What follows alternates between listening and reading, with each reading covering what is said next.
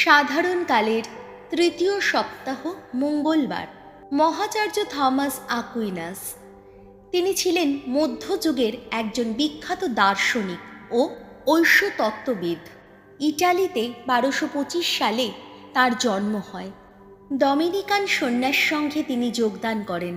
পড়াশোনার শেষে মহাচার্য অ্যালবার্টের শিষ্য হন। নিজে ধ্যান সাধনা করে যে সত্যকে উপলব্ধি করেছেন সেটাই তিনি অন্যকে শেখাতেন। বাইবেলের ব্যাখ্যা ও খ্রিস্ট দর্শন সম্বন্ধে 60 গ্রন্থ রচনা করেন।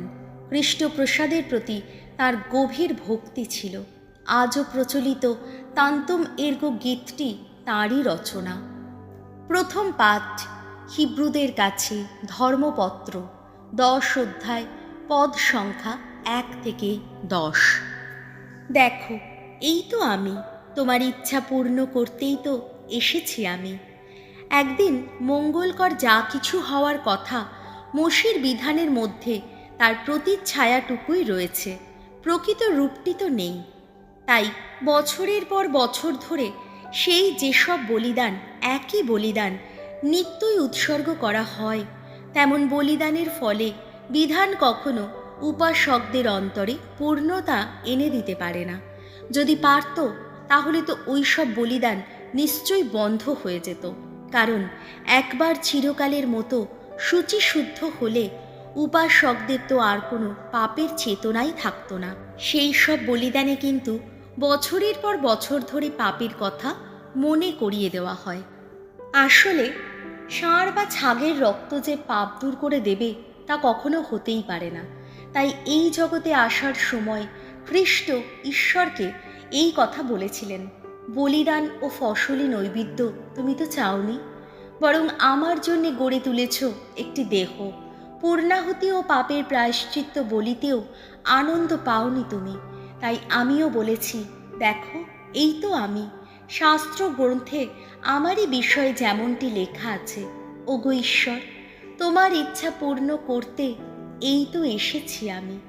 তোমরা লক্ষ্য করো, খ্রিস্ট প্রথমে বলেছেন, বলিদান ও ফসলি নৈবেদ্য, পূর্ণাহুতি ও পাপের প্রায়শ্চিত্ত বলি তুমি তো চাওনি, ওসবে আনন্দও পাওনি তুমি, যদিও ওগুলি মোশির বিধান অনুসারেই নিবেদিত হয়ে থাকে।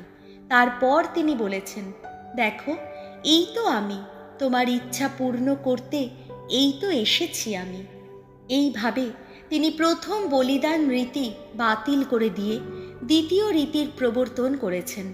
যীশু খ্রিস্টের দেহ সেই একবার চিরকালের মতো উৎসর্গ হওয়ার ফলে আমরা যে পবিত্র হয়ে উঠেছি তা তো ঘটেছে ঈশ্বরের ইচ্ছাতেই।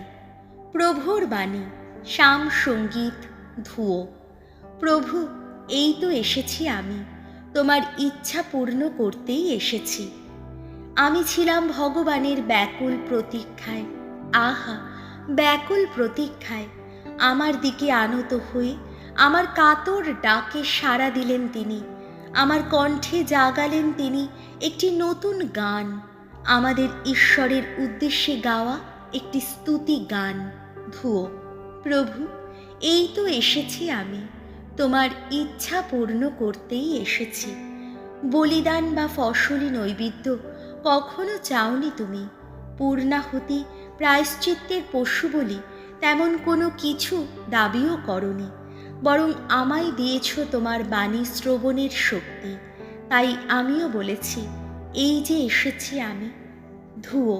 প্রভু, এই তো এসেছি আমি, তোমার ইচ্ছা পূর্ণ করতেই এসেছি। তুমি যে ধর্মময় মহা সমাবেশে, ওগো, সে বাণী ঘোষণা করেছি আমি। দেখো, নীরব রাখিনি আমার ওষ্ঠধর, ওগো ভগবান, সে কথা তুমি তো জানোই। ধুয়ো। প্রভু, এই তো এসেছি আমি, তোমার ইচ্ছা পূর্ণ করতেই এসেছি। তুমি যে ধর্মময় সে বাণী মনের মধ্যে লুকিয়ে রাখিনি, ওগো, তোমার বিশ্বস্ততার কথা, তোমার ত্রাণ কর্মের কথা সবার কাছেই প্রচার করেছি আমি। ওগো, তোমার বিশ্বস্ততার কথা, তোমার দয়ার কথা মহা সমাবেশে সবার সামনে ঘোষণা করেছি। ধুয়ো।